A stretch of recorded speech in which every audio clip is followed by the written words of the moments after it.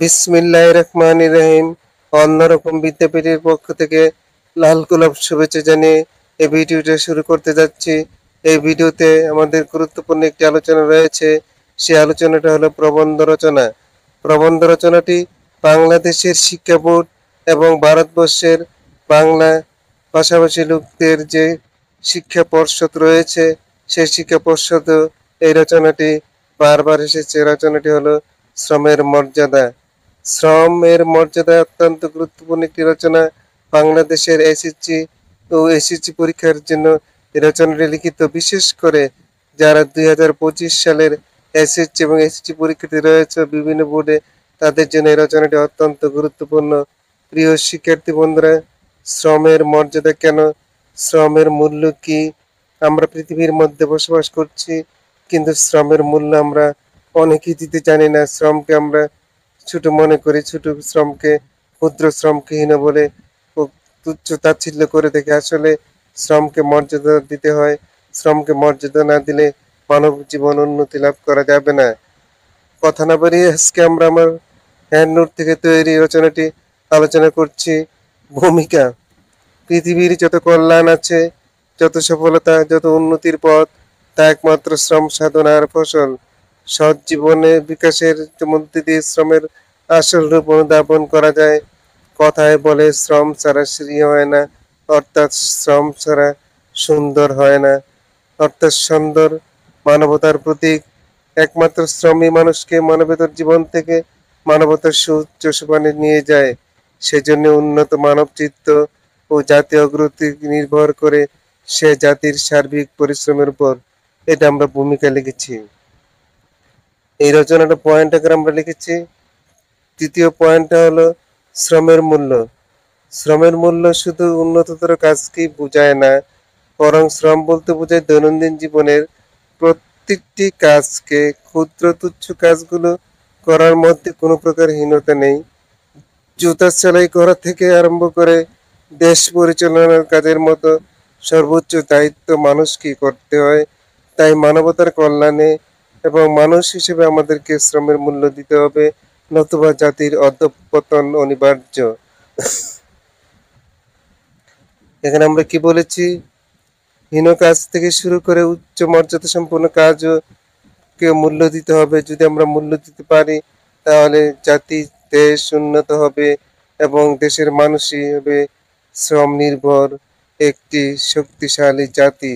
প্রিয় শিক্ষার্থী বন্ধুরা, অন্যরকম বিদ্যাপীঠকে যারা সাবস্ক্রাইব করেছেন, তাদেরকে অসংখ্য ধন্যবাদ। যারা এই ভিডিওটা দেখছেন, সাবস্ক্রাইব করার জন্য আহ্বান করা গেল। এবং এই চ্যানেলে আমি বাংলা তৃতীয় পত্রের নির্মিত অংশ এবং ব্যাকরণ অংশের নিয়মিত ক্লাস দিয়ে যাচ্ছি। প্রিয় শিক্ষার্থী বন্ধুরা, ক্লাসগুলি দেখার জন্য আহ্বান থাকলো। শ্রম সাধনায় মানব জীবনের ব্রত। কথায় বলে পরিশ্রমী সৌভাগ্যের প্রসূতি। পরিশ্রম ছাড়া কোনো কাজ সফল কাম হওয়া যায় না। কাজ যতই কঠিন হোক না কেন, শ্রম সাধনা দ্বারা একদিন না একদিন সহজতর হয়ে যায়, তাতে সন্দেহের কোনো অবকাশ নেই। আমাদের সকলের উচিত শ্রম সাধনা জীবনকে উৎসর্গ করে স্বীয় চেতনাবোধকে জাগ্রত করা। কারণ শ্রম মানে ঐতিহ্য, কল্যাণ, মানবতার উজ্জ্বল প্রসারতা। আমরা কি বলেছি এখানে? শ্রমের অর্থ ঐতিহ্য, কল্যাণ, মানবতার উজ্জ্বল প্রসারতা। অর্থাৎ শ্রমকে দাম দিলে মানবতার কল্যাণ হয়, মানুষের কল্যাণ হয়। শ্রমের শ্রেণীকরণ। শ্রমকে দৈহিক ও মানসিক এই দুই ভাগে ভাগ করা যেতে পারে। মানসিক শ্রম কথার অর্থ হলো চিন্তা চেতনার মাধ্যমে যে কোনো কাজ করা। ঠিক তেমনি দৈহিক শ্রম হলো কায়িক পরিশ্রমের মাধ্যমে কোনো কাজ করাকে বোঝায়। সত্যিকারের অর্থে বলতে গেলে দৈহিক ও মানসিক শ্রমবোধ আমাদের মাঝে যতদিন স্থান না করতে পারে, ততদিন পর্যন্ত আমরা শ্রমের মর্যাদায় মূল্য দিতে সক্ষম হব না। অর্থাৎ দৈহিক এবং মানসিক, কায়িক অর্থ দৈহিক আর মানসিক তো মনের ব্যাপার। আমরা শ্রমের মর্যাদা যথার্থ দিতে সক্ষম হব না। শ্রমের মর্যাদার প্রয়োজনীয়তা। শ্রমের মর্যাদা দৈনন্দিন জীবনের প্রয়োজন অনস্বীকার্য। আমাদের প্রত্যেককে জাতীয় জীবনের সংকটময় মুহূর্তে কঠোর পরিশ্রম করা দরকার। ডেল কার্নেগির ভাষায় আমরা বলতে পারি, কর্মহীন জীবন হতাশার কাঁপনে জড়ানো একটি জীবন্ত লাশ। যে কর্ম করে না সে একটি জীবন্ত লাশের মতো নির্জীব, তার দ্বারা কোনো জাতি আশা করতে পারে না। স্বার্থ থেকে আত্মনির্ভরশীল কর্মসংস্থান করার মাধ্যমে যদি অগ্রসর হওয়া যায়, তাহলে আমাদের দণ্ড দূরীভূত করা যায় বলে আমার বিশ্বাস। আমরা যতই শ্রম নির্ভরতার কর্মনিষ্ঠ কর্তৃপরায়ণ হব, ততই আমাদের মঙ্গল। আত্মজয়ের চেষ্টাই সর্বশ্রেষ্ঠ জেহাদ। এই হাদিসের আলোকে বলা যায়, যে জাতি যত বেশি নিজের সক্রিয়তা প্রকাশ করতে পারে, সে জাতি ততই তৎপর, কর্মতৎপর। তাহলে আমরা কি বললাম?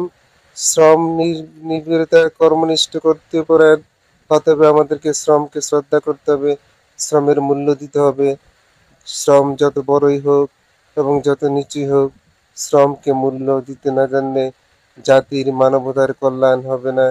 তাই শ্রমকে মূল্য দিতেই হবে। শ্রম বিমুখ ব্যক্তি বা জাতি কখনো উন্নতি লাভ করতে পারে না। তাই আমাদের সকল উচিত শ্রম সাধনার ব্রত হওয়া। শ্রম সাধনায় মানব জীবনের মধ্যে কর্মনিবিড় সম্পর্ক গড়ে তোলার মনোবৃত্তি জাগ্রত করে। শ্রম সাধনা দ্বারা মানুষের অতীব গুরুত্ব বিষয়। শ্রমকে তুচ্ছ ভাবা অন্যায়। কৃষক, শ্রমিক, জেলে মজুর, যে যাই পেশায় থাকুক না কেন, প্রত্যেকেই তার মর্যাদার সমাসীন। মজুরের কাজ কোনো হীন প্রতিপন্ন করা যায় না, কারণ তারা শ্রমের মূল্যে রচিত হয়েছে বিশ্ব সভ্যতা।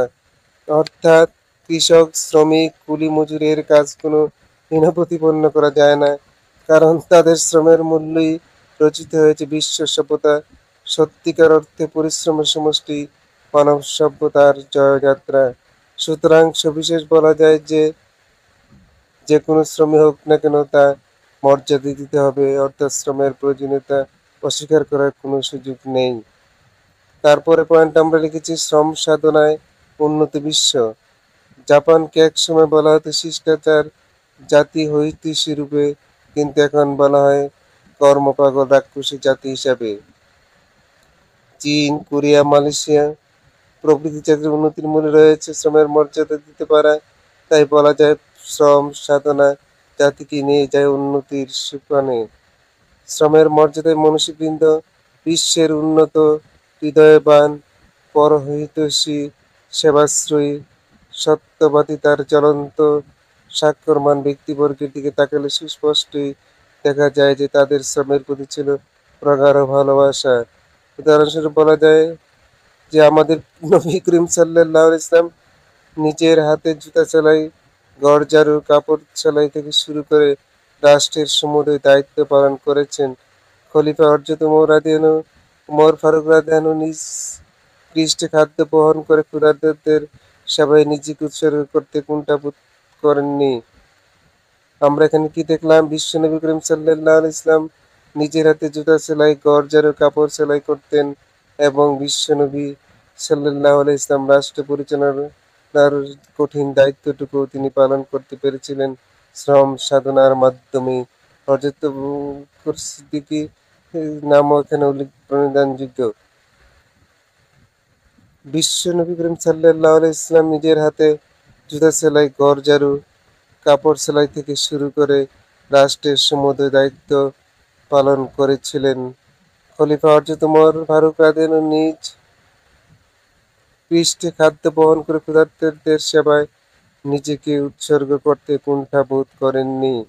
তাহলে আমরা দেখলাম, ইসলামী শিক্ষা হলো শ্রমকে শ্রদ্ধা করা, শ্রমকে সম্মান করা, শ্রমকে মূল্য দেওয়া। শ্রমের মূল্যের ভিতরেই জীবন উন্নতি লাভ করা যায়। শ্রমের মূল্য আমাদেরকে অবশ্যই দিতে হবে। বিশাল মুঘল সাম্রাজ্যের অধিপতি বাদশাহ আলমগীর নিজ হাতে টুপি সেলাই করে দিল্লির রাজপথে বিক্রি করে জীবিকা নির্বাহ করতেন।